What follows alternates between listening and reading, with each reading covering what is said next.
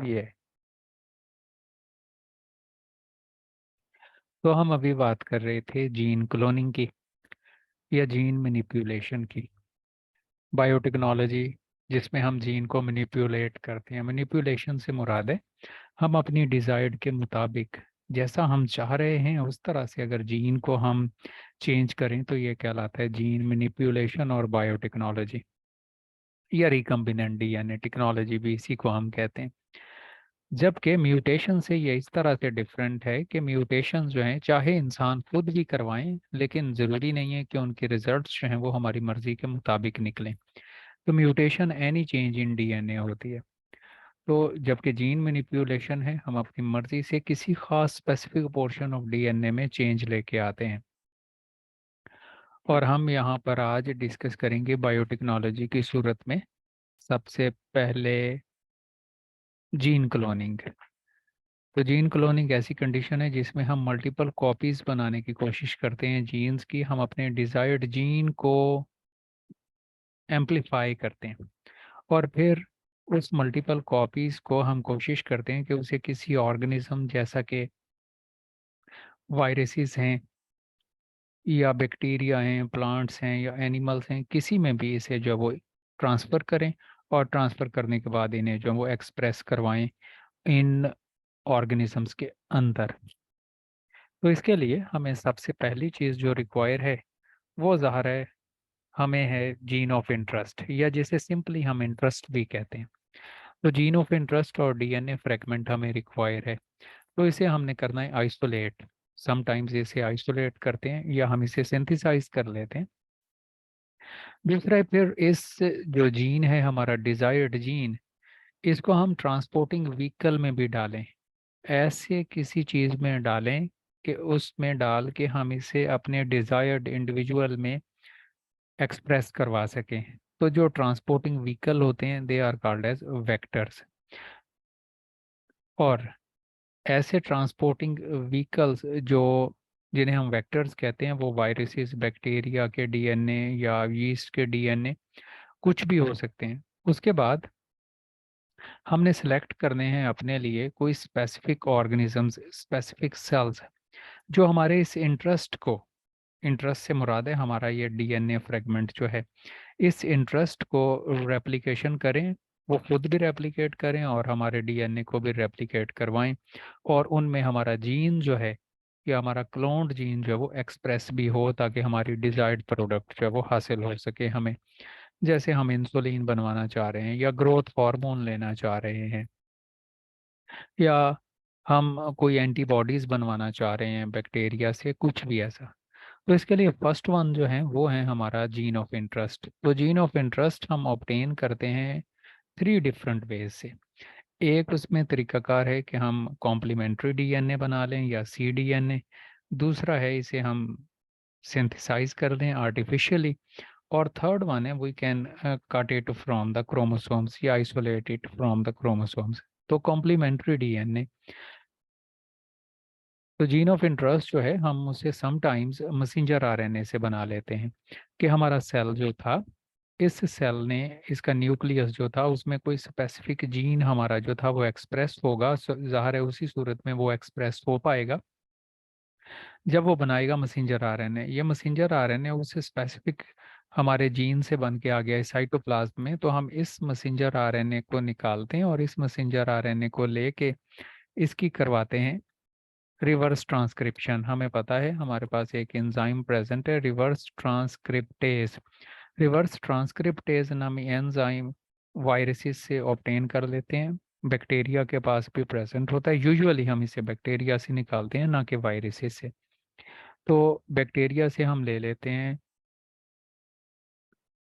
Reverse transcriptase जो असल में सिंथेसाइज कर रहे होते हैं वायरसेस के लिए, उन वायरसेस के लिए जिनमें जेनेटिक मटेरियल जो है वो सिर्फ आरएनए होता है। जैसा हमने वायरसेस की सूरत में पढ़ा था कि एचआईवी में सिर्फ आरएनए जेनेटिक मटेरियल होता है। तो वो पहला काम ये करता है कि वो रिवर्स ट्रांसक्रिप्टेज बनवाता है अपना बैक्टीरिया से। तो हम रिवर्स ट्रांसक्रिप्टेज को यूज़ करके इस मैसेंजर आरएनए से डीएनए की कॉपी बना लेते हैं कि ये हमारा मैसेंजर आरएनए का एक मॉलिक्यूल, और उसके सामने रिवर्स ट्रांसक्रिप्टेज से जब हम इसे ट्रीट करवाएंगे तो एक हमें हासिल हो जाएगा ये डीएनए का स्ट्रैंड। तो एक आरएनए डीएनए हाइब्रिड हम हासिल कर लेते हैं इस तरह से। फिर इस आरएनए को, इस डीएनए को, या जो ब्लू में हमने रिप्रेजेंट किया, इस डीएनए को हम कहते हैं सी डीएनए, कॉम्प्लीमेंट्री डीएनए, क्योंकि हमारे जीन की ये असल में कॉम्प्लीमेंट्री कॉपी होती है। तो हम फिर इसको रेप्लिकेट करवा लेते हैं और अपना डिज़ायर्ड डीएनए जो है वो ऑब्टेन कर लेते हैं। तो एक तो ये है कि कॉम्प्लीमेंट्री डीएनए हम ले लेते हैं रिवर्स ट्रांसक्रिप्टेज की मदद से। दूसरा इंपॉर्टेंट वन है सिंथेटिक डीएनए, कि हम सिंथेसाइज कर लें इसे ऐसी कंडीशन के जब हमारा जीन जो है या हमारा इंटरेस्ट जो है वो छोटा हो, तो हम इसे सिंथेसाइज कर लेते हैं लेबोरेटरी में, कि artificially adenine, thymine, guanine, cytosine, इनको जोड़ के अपने डिजायर्ड सीक्वेंस में, अगर हमें पता है कि हमारा डिजायर्ड जीन का सीक्वेंस जो है वो क्या है, और यूजुअली हमें पता होता है कि हमारा डिजायर्ड जीन का सीक्वेंस क्या है, हम इसे सिंथेसाइज कर पाते हैं लेबोरेटरी में, भी शर्ते कि ये छोटा हो, 10 किलो बेस पेयर से ये छोटा जीन हो तो ही। थर्ड वन जो तरीकाकार है आइसोलेशन का, वो सबसे इजी और सबसे ज़्यादा इस्तेमाल होने वाला है, वो है कि हम इस अपने डिजायर्ड जीन को या इंटरेस्ट को ऑब्टेन कर देते हैं क्रोमोसोम से। कि हमें पता है कि हमारे 11वें क्रोमोसोम पर स्पेसिफिक जीन प्रेजेंट है या 10वें क्रोमोसोम पर, तो हम अपने क्रोमोसोम पर, जैसे हमने एक दिन पहले भी डिस्कस किया था कि ये जो पूरा एक क्रोमोसोम होता है हमारा, जैसे ये अगर हमारा एक क्रोमोसोम था तो इसमें यहाँ से लेकर यहाँ तक सिर्फ एक ही डीएनए का मॉलिक्यूल जो है वो प्रेजेंट होता है। तो हम इस एक डीएनए के मॉलिक्यूल को अपनी मर्जी से काट लेते हैं कि उसमें से इतना का हमारा जीन ऑफ इंटरेस्ट प्रेजेंट था। तो ये जो इंटरेस्ट है इसको हम यहाँ से फिर मॉलिक्यूलर सीजर्स की मदद से काट लेते हैं। तो मॉलिक्यूलर सीजर्स जो हैं वो कहलाते हैं रेस्ट्रिक्शन एंडोन्यूक्लियसिस या रेस्ट्रिक्शन एंजाइम्स, हमने इनका नाम जो है वो पहले ही सुना हुआ है। रेस्ट्रिक्शन एंजाइम्स और रेस्ट्रिक्शन एंडोन्यूक्लियसेस स्पेशल एंजाइम्स होते हैं जो कि बैक्टीरिया में यूजुअली वेपन के तौर पर प्रेजेंट होते हैं, लेकिन हमने याद रखना है वायरसेस में भी प्रेजेंट होते हैं। ये वायरसेस भी समटाइम्स इन्हें यूज़ करते हैं बैक्टीरिया के डीएनए को फ्रेगमेंट्स में कन्वर्ट करने के लिए, लेकिन in most of cases bacteria जो हैं वो इन्हें यूज़ करते हैं वायरसेस के अगेंस्ट। हमने लाइटिक साइकिल और लाइसोजेनिक साइकिल वगैरह पढ़े थे, तो उनमें हमने देखा कि वायरसेस जो हैं जब अटैक करते हैं इस बैक्टीरिया के ऊपर, तो बैक्टीरिया अपने प्रोटेक्शन के लिए दो तरीकाकार इस्तेमाल करता है। एक तो वो अपने डीएनए को, जो उसका अपना डीएनए होता है, उसे प्रोटेक्ट करता है, और प्रोटेक्ट करता है मुख्तलिफ तरह के मैकेनिज्म के ज़रिए से, जैसे समटाइम्स वो इसकी मिथाइलेशन कर लेता है, कि अपने डीएनए को कर लेता है चेंज, ताकि उसके खुद के डीएनए पर जो उसने रिलीज करने हैं एंडोन्यूक्लियसेस वो असरअंदाज ना हो। दूसरा, वो स्पेसिफिक एंजाइम्स बनाता है, जैसे ये एंजाइम बनाता है, और ये एंजाइम्स जो हैं वो रिस्पॉन्सिबल होते हैं कि कट कर सकें स्पेसिफिक साइट से डीएनए को। तो वायरस जब भी डीएनए जो है वो अंदर इंजेक्ट करेगा अपना, जैसे ये वायरल डीएनए आया इसके अंदर, तो वायरल डीएनए को ये रेस्ट्रिक्शन एंडोन्यूक्लियस जो फ्रेगमेंट्स में काट देते हैं, जिससे डीएनए मॉलिक्यूल जो है वो इस काबिल नहीं रहता कि एक्सप्रेस कर सके, तो वायरसेस जो हैं फिर उनके डीएनए जो है वो बैक्टीरिया में एक्सप्रेस नहीं होते। तो बैक्टीरिया जो है वो रेस्ट्रिक्शन एंडोन्यूक्लियसिस जो है वो प्रोड्यूस करते हैं, इन्हें हम बैक्टीरिया से ही लेते हैं, यूजुअली एक्सट्रैक्ट करते हैं, और काफ़ी डिफरेंट टाइप्स के 200 बल्कि 400 डिफरेंट टाइप्स के रेस्ट्रिक्शन एंडोन्यूक्लियसिस जो है वो होते हैं, जिन्हें हम बायोटेक्नोलॉजी में यूज़ करते हैं ज़्यादातर। ये दो चार ही हैं जिन्हें जो है वो यूजुअली यूज़ किया जाता है बायोटेक्नोलॉजी या आइसोलेशन के लिए। अब रेस्ट्रिक्शन एंडोन्यूक्लियसिस, एंडोन्यूक्लियसिस और एक्सोन्यूक्लियस में हम थोड़ा डिफरेंस कर लें। जो एक एंजाइम होते हैं जिनको हम कहते हैं, वो थे हमारे ऐसे एंजाइम्स जो, जैसे डीएनए पॉलीमरेज 1 है और डीएनए पॉलीमरेज 2 है, वो एंजाइम्स जो हैं वो कहलाते हैं एक्सोन्यूक्लियस एंजाइम्स।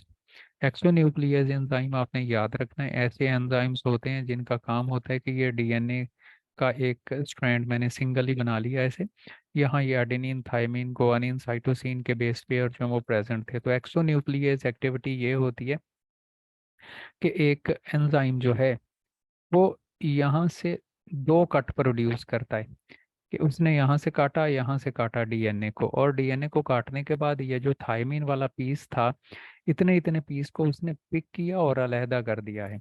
एक स्पेसिफिक न्यूक्लियोटाइड को वो पिक कर ले पूरे के पूरे, और उसकी जगह पर नया न्यूक्लियोटाइड भी लगाए, ये प्रॉपर्टी कहलाती है एक्सोन्यूक्लियस। जबकि एंडोन्यूक्लियस प्रॉपर्टी ऐसी प्रॉपर्टी होती है जिसमें ये अगर हमारा एक डीएनए का स्ट्रैंड था, ये एडेनिन थायमीन गुआनिन साइटोसिन, तो एंडोन्यूक्लियसिस की प्रॉपर्टी ये होती है कि ये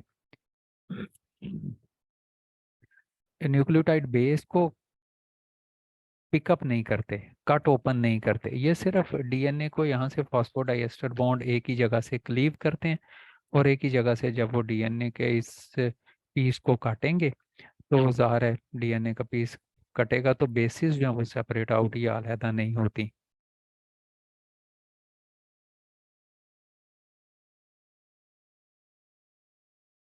तो सिर्फ ये निक प्रोड्यूस करते हैं डीएनए में, तो ये डिफरेंस होता है एक्सोन्यूक्लियस और एंडोन्यूक्लियस एक्टिविटी में।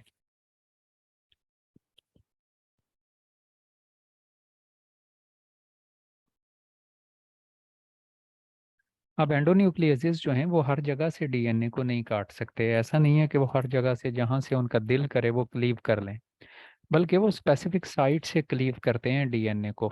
और वो स्पेसिफिक साइट्स यहाँ से क्लीव करते हैं उन्हें कहते हैं पैलिंड्रोमिक साइट्स और palindromic sequence.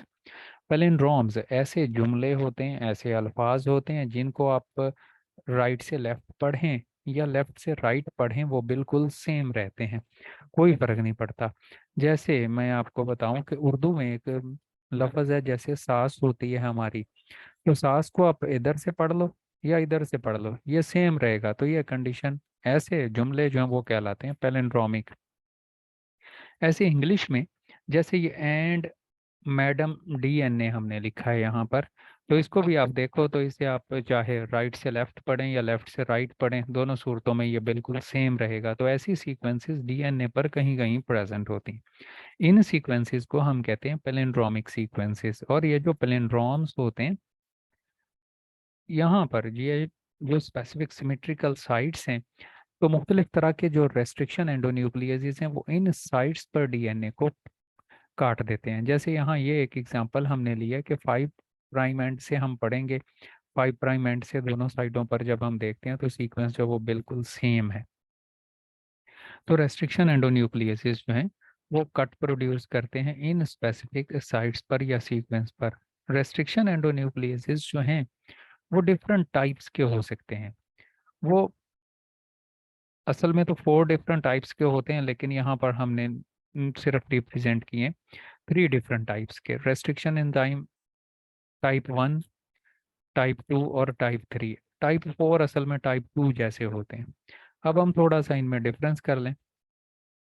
Type 1 restriction endonucleases है, ऐसे होते हैं जो डीएनए को क्लीव तो करते हैं, ज़ाहिर है तीनों एंजाइम्स का काम तो क्लीव करना तो है ही है, साथ में मिथाइलेशन भी इनका काम है कि अपने डीएनए को प्रोटेक्ट करेंगे, बैक्टीरिया अपने डीएनए को प्रोटेक्ट कर लेगा पहले उसमें मिथाइल ग्रुप ऐड करके, जबकि वायरस का डीएनए ये काम नहीं कर पाएगा तो ये उसे काट देते हैं। या ऐसा सोर्स, ऐसा डीएनए जिसमें हम रेस्ट्रिक्शन एंडोन्यूक्लियस बाहर से ऐड कर देंगे तो उन्हें क्लीव कर देते हैं। लेकिन ये क्लीव कहाँ से करते हैं, ये से हमारा डीएनए का सीक्वेंस था, ये कितना कि ये क्रोमोसोम है हमारा, उसमें जो रेस्ट्रिक्शन एंडोन्यूक्लियस या जो पैलिंड्रोमिक साइट है वो यहाँ पर प्रेजेंट है।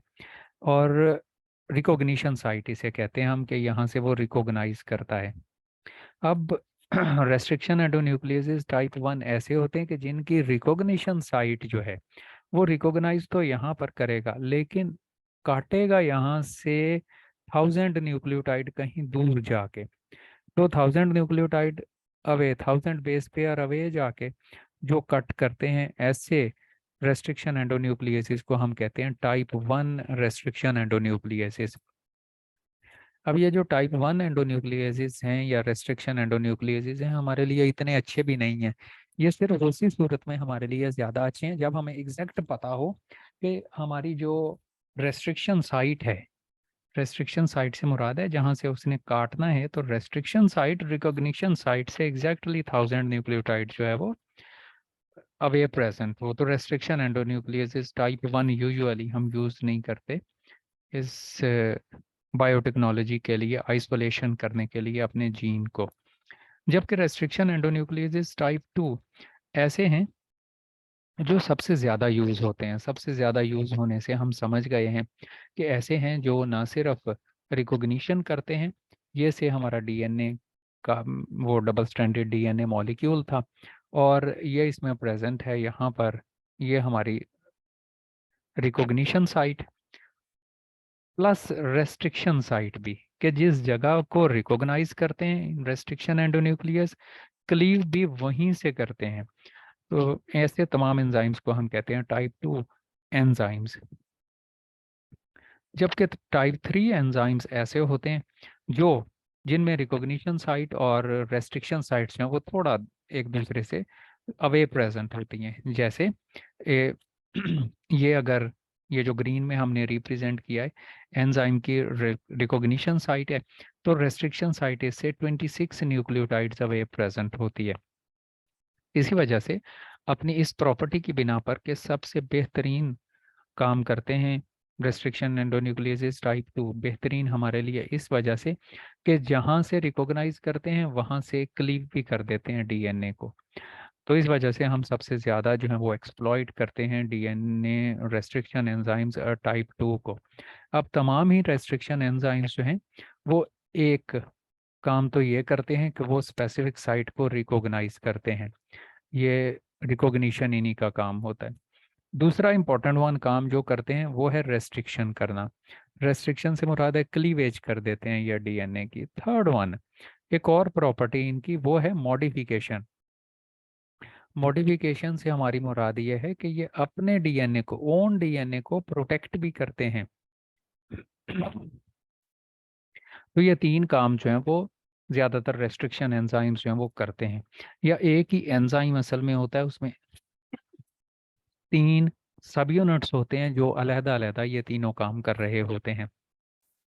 टाइप 4 रेस्ट्रिक्शन एंजाइम्स असल में उन्हें जो है वो कहते हैं टाइप 2 रेस्ट्रिक्शन एंजाइम्स, क्योंकि वो डिस्कवर हुए, उनकी मॉर्फोलॉजी थोड़ी डिफरेंट होती है, उनका स्ट्रक्चर थोड़ा डिफरेंट होता है, लेकिन वो काम बिल्कुल टाइप 2 रेस्ट्रिक्शन एंजाइम जैसा करते हैं।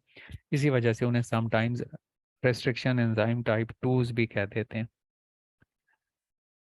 नेक्स्ट हम देखते हैं जो रेस्ट्रिक्शन एंडोन्यूक्लियोसिस हमने डीएनए पर डाल दिए, हमने क्रोमोसोम्स पर अपना डिजायर डीएनए उसको काटने के लिए, तो ये दो तरह के कट प्रोड्यूस करते हैं। अभी तो हमने कहा कि ये रेस्ट्रिक्शन करते हैं या क्लीवेज करते हैं, कि फास्फोडाइएस्टर जो बॉन्ड होता है 5 प्राइम और 3 प्राइम हाइड्रोक्सिल ग्रुप, उन्हें एक दूसरे से अलहदा कर देते हैं ये, जिस वजह से हमारा डीएनए का जो एक स्ट्रैंड था वो कट के ऐसे दो स्ट्रैंड्स में कन्वर्ट हो जाता है। तो रेस्ट्रिक्शन एंडोन्यूक्लियोसिस ये काम तो करते हैं। साथ ही साथ ये जो कट प्रोड्यूस करते हैं वो भी दो तरह के कट प्रोड्यूस करते हैं, और दो तरह के जो कट प्रोड्यूस करते हैं उनमें से उनको हमने नाम दिए, एक है स्टिकी और कोहेसिव एंड्स और दूसरे हैं blunt ends.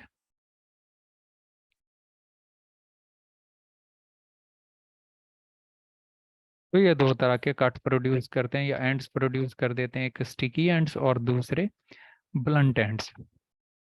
Sticky and stick करने वाले या कोहेसिव एंड्स ऐसे एंड्स प्रोड्यूस करते हैं जिनमें थोड़ा सा पोर्शन जो है वो सिंगल स्ट्रैंडेड भी होता है, कि बिल्कुल आमने सामने से दोनों स्ट्रैंड को नहीं काटते थे। जैसे हमारा ये एक स्ट्रैंड है, ये दूसरा स्ट्रैंड है, तो इसमें अगर क्लीवेज साइट जो है यहाँ पर जी और ए के दरमियान में है, ये 5 प्राइम टू 3 प्राइम, तो दूसरा स्ट्रैंड जो है जो कि 3 से 5 की तरफ है, उसमें भी यहाँ पर रेस्ट्रिक्शन साइट जो है या वो क्लीवेज साइट जो है वो ए और जी के दरमियान में है। तो यहाँ से डीएनए का ये स्ट्रैंड जो कटेगा, तो ज़ाहिर है यहाँ से ये जी अलहदा हो गया, यहाँ से ये अलहदा हो गया, तो स्ट्रैंड में ये वाला इतना इतना पोर्शन सिंगल स्ट्रैंड हो गया, और यहाँ पर इसमें ये वाला इतना इतना जो है वो सिंगल स्ट्रैंड हो जाएगा। तो पूरा स्ट्रैंड जो था हमारा असल में एक स्ट्रैंड हो जाएगा इस तरह का, कि उसमें थोड़ा सा पोर्शन ये सिंगल स्ट्रैंड हो जाएगा, और दूसरा जो इसके सामने था इस तरह का हो जाएगा कि उसमें भी थोड़ा सा सिंगल स्ट्रैंड पोर्शन हो जाएगा। अब इन्हें जो है एक नया डीएनए यहाँ पर ऐड करना, हम इसे डिफरेंट कलर से रिप्रेजेंट कर लेते हैं। यहाँ पर एक जो सिंगल स्ट्रैंडेड एंड बना है, यहाँ पर इसके सामने ऐड करना एक नया स्ट्रैंड जो है वो हमारे लिए इजी हो जाएगा, कि ये पेयरिंग जो है वो ज़्यादा इजी हो जाएगी, जिस वजह से ऐसे एंड ज़्यादा अच्छे हमारे लिए रहते हैं। तो इन्हें हम कहते हैं स्टिकी और कोहेसिव एंड्स। तो रेस्ट्रिक्शन एंजाइम्स जो हैं, जैसे एशरिकिया कोलाई रेस्ट्रिक्शन एंजाइम R1 जो है, it is responsible for production of the sticky ends. दूसरे एंड है ब्लंट एंड्स। ब्लंट एंड ऐसी कंडीशन है, ऐसे एंड्स हैं जब एक रेस्ट्रिक्शन एंडोन्यूक्लियस जो है वो बिल्कुल आमने सामने in front of each other, जैसे यहाँ पर क्लीवेज साइट जो है वो बिटवीन G एंड C है on the both strands from 3' to 5' and 5' to 3'। तो बिल्कुल आमने सामने से अगर ये काटते हैं तो बिल्कुल एक दूसरे जैसे स्ट्रैंड जो है या ब्लंट एंड जो है, जिनमें कोई भी सिंगल स्ट्रैंडेड प्रेजेंट नहीं है एंड, ब्लंट एंड प्रोड्यूस हो जाते हैं। फिर हमें इनमें न्यूक्लियोटाइड ऐड करने के लिए या नया DNA लगाने के लिए हमें यहाँ इस स्ट्रैंड के साथ थोड़ा सा आर्टिफिशियली खुद से यहाँ एक सिंगल स्ट्रैंडेड एंड जो है वो ऐड करना पड़ता है। ये जैसे हमने इतना किस्में जो है वो ऐड कर लिया है।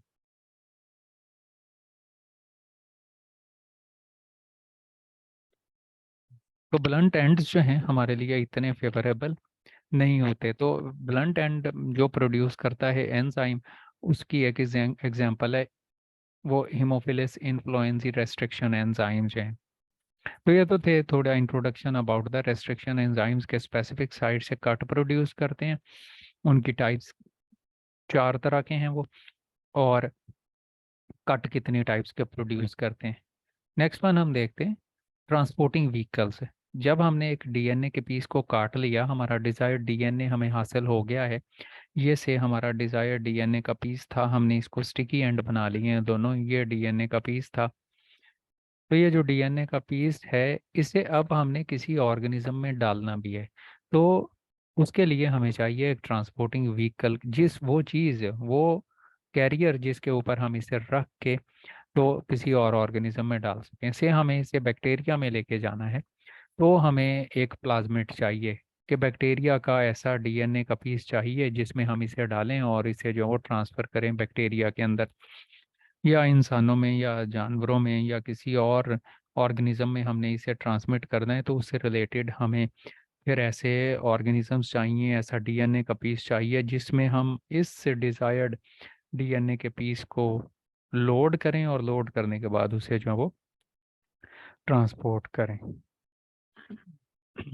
तो वेक्टर्स की प्रॉपर्टीज़ क्या क्या होनी चाहिए, कि ये एक स्मॉल DNA का मॉलिक्यूल होना चाहिए ताकि हम इसे आसानी से हैंडल कर सकें, हैंडलिंग हमारे लिए जो वो इजी हो, कि इसको आइसोलेट करना भी ज़ाहिर है, हमें इसे किसी ऑर्गेनिज्म से पहले तो निकालना पड़ेगा, उस स्पेसिफिक ऑर्गेनिज्म से जिस ऑर्गेनिजम्स में हम अपना डिज़ायर्ड DNA जो है वो इंसर्ट करना चाह रहे हैं।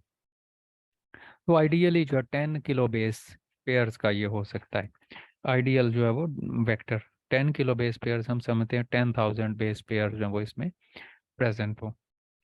दूसरी इंपॉर्टेंट प्रॉपर्टी है कि ये होस्ट सेल में हम इसे जो है वो इंट्रोड्यूस करवाएं, तो इसमें इतनी सलाहियत भी हो कि ये होस्ट सेल में इजीली ट्रांसमिट भी हो सके, उसमें चला भी जाए और वहाँ जाके ये रेप्लिकेट भी करे। ज़ाहिर है रेप्लिकेट उसी सूरत में ये कर सकेगा जब इसके पास रेप्लिकेशन का ओरिजिन साइट प्रेजेंट होगी। अगर रेप्लिकेशन के लिए ओरिजिन साइट प्रेजेंट नहीं तो ज़ाहिर है ये रेप्लिकेट ही नहीं कर पाएगा वहाँ पर, और रेप्लिकेट नहीं करेगा तो हमारा सारा काम जो हमने इतना ज़्यादा किया कि DNA को आइसोलेट किया है, उसे वेक्टर में डाला भी है, सारा काम खराब हो जाएगा। तो मोस्टली जो क्लोनिंग वेक्टर के तौर पर यूज़ होते हैं, क्लोनिंग वेक्टर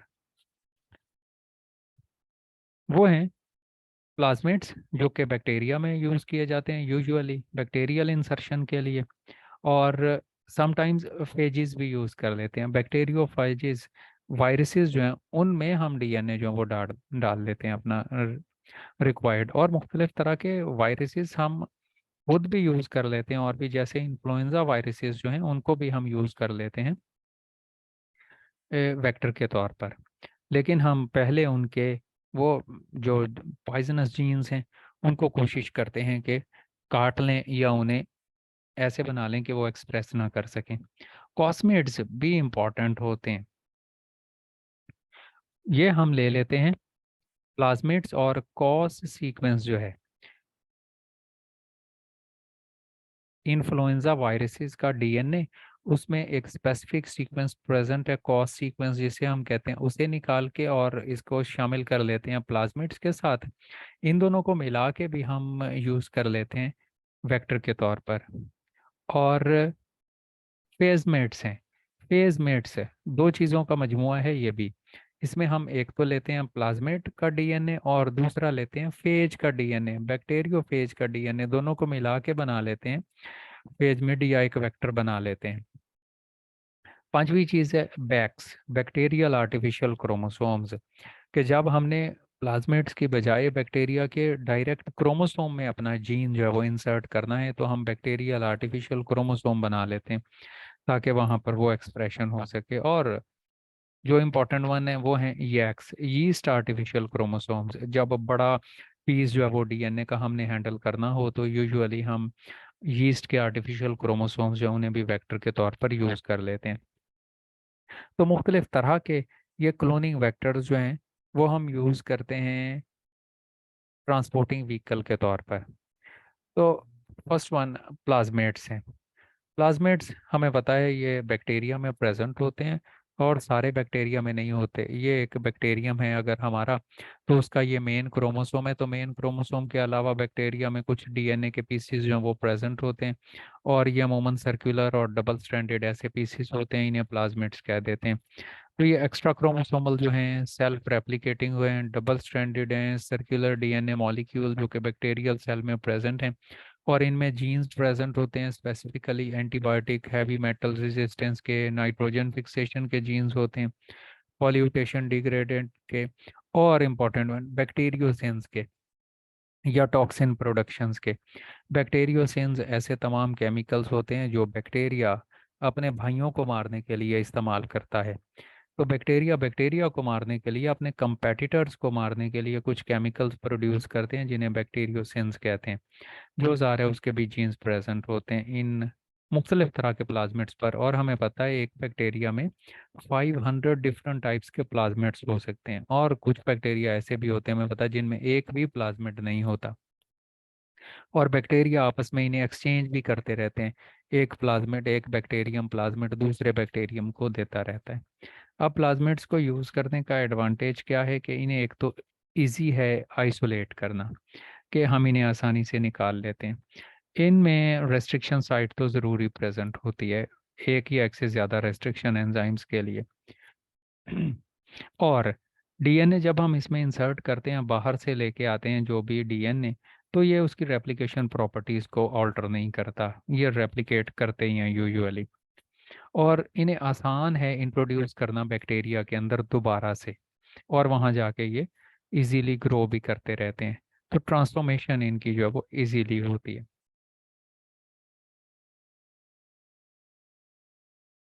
तो मुख्तलिफ तरह के प्लाज्मिड्स जो हैं वो, हज़ारों मुख्तलिफ तरह के प्लाज्मिड्स जो हैं वो यूज़ किए जाते हैं वेक्टर के तौर पर, जिनमें से इम्पोर्टेंट वन हमारी एफएससी की बुक में भी वो दो लिखे हुए थे, PBR322, प्लाज्मिड बॉवेरी एंड रॉड्रिक। बॉवेरी और रॉड्रिक ने ये बनाया खुद प्लाज्मिड, इसी वजह से उनका नाम जो है हमने रख लिया है प्लाज्मिड BR322। इसी तरह से 327 है, ऐसे ही प्लाज्मिड यूसी है, जैसे प्लाज्मिड यूनिवर्सिटी ऑफ कैलिफोर्निया, उन स्टूडेंट्स ने बनाया तो हमने उसके नाम पर इसे जो है वो रख लिया PUC प्लाज्मिड। ऐसे ही पौधों में जीन इंसर्ट करने के लिए जो सबसे ज़्यादा प्लाज्मिड यूज़ होता है वो होता है एगेरोबैक्टीरियम नामी एक बैक्टीरिया से हासिल किया हुआ, जिसे कहते हैं PTI, प्लाज्मिड ट्यूमर इंड्यूसिंग। ये ट्यूमर इंड्यूसिंग या गाल्स प्रोड्यूस कर देता है, पौधों में ट्यूमर बना देने वाला होता है ये। तो हम यूजुअली प्लाज्मिड्स को क्या करते हैं, निकाल लेते हैं बैक्टीरिया में से, और बैक्टीरिया में से निकालने के बाद इन प्लाज्मिड्स को ट्रीट करवाते हैं हम उसी रेस्ट्रिक्शन एंडोन्यूक्लियस के साथ जिसके साथ हमने अपना डिजायर्ड क्रोमोसोम ट्रीट करवाया था, कि ये जो हमारा जीन ऑफ इंटरेस्ट था ये हमने ऑब्टेन कर लिया था, ये हमने लिया हमारा डिजायर्ड प्लाज्मिड, जैसे ये इस कंडीशन में है प्लाज्मिड 322। अब प्लाज्मिड 322 में दो मार्कर प्रेजेंट हैं। जेनेटिक मार्कर ऐसी चीजें होती हैं जिनको हम आइडेंटिफाई कर पाते हैं, ढूंढ पाते हैं उस वक्त जब ये मीडियम में ग्रो कर रहे हों। तो इसमें जेनेटिक मार्कर के तौर पर दो एंटीबायोटिक रेजिस्टेंस जीन प्रेजेंट हैं। एक है टेट्रासाइक्लिन रेजिस्टेंट जीन और दूसरा है ampicillin and tetracycline resistant gene, या एम्पिसिलिन रेजिस्टेंट जीन है दूसरा। तो इसमें दो एंटीबायोटिक के लिए रेजिस्टेंट जीन्स जो हैं वो डिफरेंट साइट्स पर प्रेजेंट हैं, एक टेट्रासाइक्लिन और दूसरा एम्पिसिलिन। जब हम इसे रेस्ट्रिक्शन एंडोन्यूक्लियस से ट्रीट करवाएंगे तो वो कट प्रोड्यूस कर देता है से इस एम्पिसिलिन रेजिस्टेंट जीन में। जब एम्पिसिलिन रेजिस्टेंट जीन में कट प्रोड्यूस होगा तो हम समझ गए हैं अब कि अब अगर हम इसे एम्पिसिलिन देंगे तो ये वाला बैक्टीरियम जिसमें ये प्लाज्मिड मौजूद होगा वो यकीनन मरेगा। उसकी वजह यह है कि अब इसके जीन में कट प्रोड्यूस हो गया, वो एक्सप्रेस नहीं हो रहा है, जिस वजह से एम्पिसिलिन रेजिस्टेंस इसमें हो जाएगी ख़त्म। जबकि टेट्रासाइक्लिन के लिए ये रेजिस्टेंट ही होगा, क्योंकि टेट्रासाइक्लिन रेजिस्टेंट जीन जो है वो अभी तक इंटैक्ट है। ये जो हमने एम्पिसिलिन रेजिस्टेंट जीन कट कर लिया था, हम जीन ऑफ इंटरेस्ट इसमें कर देते हैं लाइगेट, ज़ाहिर है लाइगेज एंजाइम डालते हैं। तो लाइगेज एंजाइम और साथ में ये एक ही सोल्यूशन में हमने रखे थे इस टेस्ट ट्यूब में, छोटी सी अपन ड्रॉप में। तो ये मिलके एक दूसरे के साथ इन्होंने बना दिया है ये हमारे लिए एक रिकम्बिनेंट डीएनए, जिसे कायमेरा भी कहते हैं। रिकम्बिनेंट डीएनए, कायमेरा या कायमेरिक डीएनए, कुछ भी इसी का नाम होता है। अब इसमें एम्पिसिलिन रेजिस्टेंट जीन जो है वो हो गया है इनफेक्टिव, जबकि टेट्रासाइक्लिन रेजिस्टेंट जीन जो है वो प्रेजेंट है। तो इस तरह से हम अपना डिजायर्ड जीन जो है वो इंसर्ट कर पाते हैं एक प्रॉपर वेक्टर के अंदर। तो जैसे हमने यहाँ पर इस वेक्टर में ये वाला जीन जो है वो इंसर्ट कर लिया है, तो वेक्टर में इंसर्ट करने के बाद ये अब अभी हम देखते हैं, ये कुछ और थोड़ा इंट्रोड्यूस करते हैं इन वेक्टर्स के साथ भी। तो ये जैसे हमने अपना जीन ऑफ इंटरेस्ट जो है वो उसे काट लिया था, काटने के बाद इसे जीन ऑफ इंटरेस्ट कह लें या सिंपली इंटरेस्ट कह लें, हमने जो वेक्टर था उसे भी एंडोन्यूक्लियस के साथ ट्रीट करवाया, दोनों को एक दूसरे के साथ लाइज कर लिया है, लाइगेज की हम प्रेजेंट में लाइगेट कर लिया है, और काइमेरा या रिकम्बिनेंट डीएनए जो वो बना लेते हैं। इसके बाद का स्टेप होता है ट्रांसफॉर्मेशन, कि हम उस ऑर्गेनिज्म में भी इसे डालें। जैसे ये प्लाज्मिड अगर हमने लिया है तो प्लाज्मिड हमें पता है ये सिर्फ हम लाइगेट इसे ट्रांसफॉर्म कर पाते हैं बैक्टीरिया के अंदर ही। तो बैक्टीरिया में ट्रांसफॉर्मेशन जो है वो एक तरीकाकार तो ये है कि हम उसकी जो सेल वॉल है उसमें होल कर होल कर लें, और उसकी प्लाज्मा मेम्ब्रेन में भी थोड़ा तोड़ फोड़ कर लें। तो होल हम करते हैं मुख्तलिफ तरह से बैक्टीरिया की सेल वॉल में। एक है